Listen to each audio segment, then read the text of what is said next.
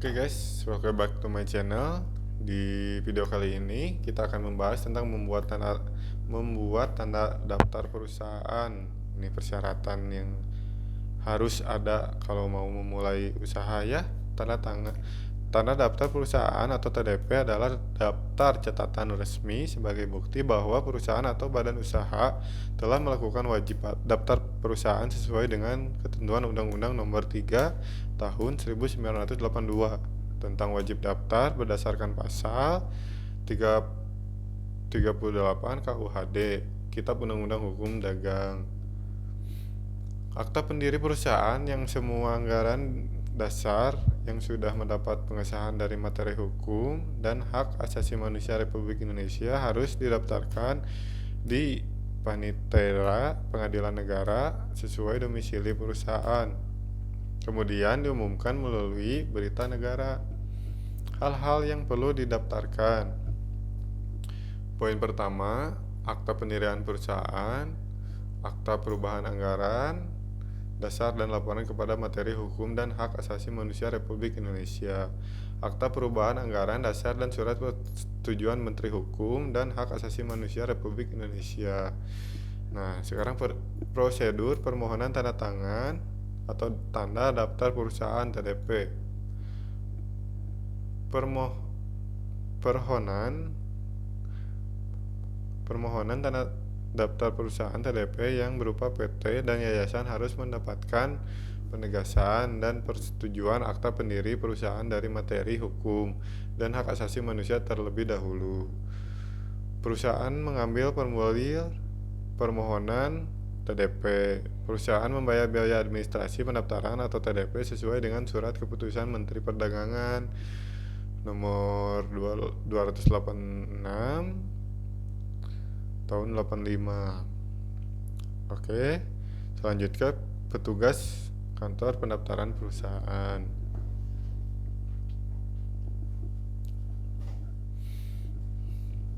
Oke, dokumen-dokumen apa saja nih yang diperlukan untuk pengurusan tanda daftar perusahaan atau TDP? Dokumen yang diperlukan untuk pengurusan tanda daftar perusahaan atau TDP antara lain: nomor 1, untuk peserta terbatas atau PT, Persekutuan Kominder atau SIPI, firma atau FA, dan koperasi adalah sebagai berikut.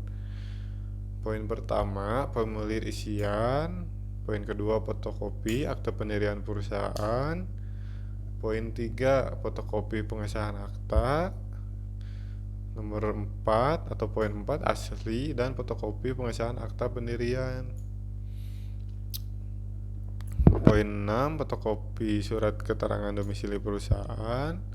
Poin 7, fotokopi surat izin tempat usaha. Poin 8, nomor pajak wajib. Poin 9, fotokopi SIUP.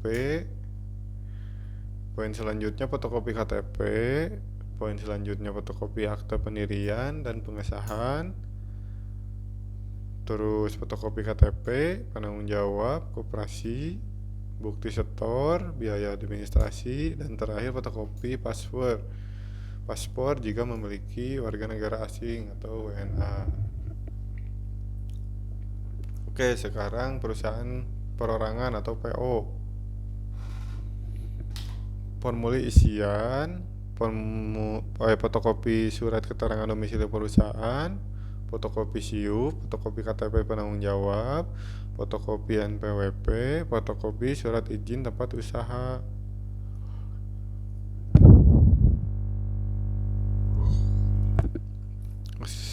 Terus membuat APDAL, analisis mengenai dampak lingkungan. Analisis mengenai dampak lingkungan atau AMDAL adalah hasil kerja atau hasil kajian mengenai dampak besar dan penting dari suatu kegiatan usaha yang direncanakan terhadap lingkungan hidup yang digunakan untuk proses pengambilan keputusan mengenai penyelenggaraan kegiatan usaha di Indonesia.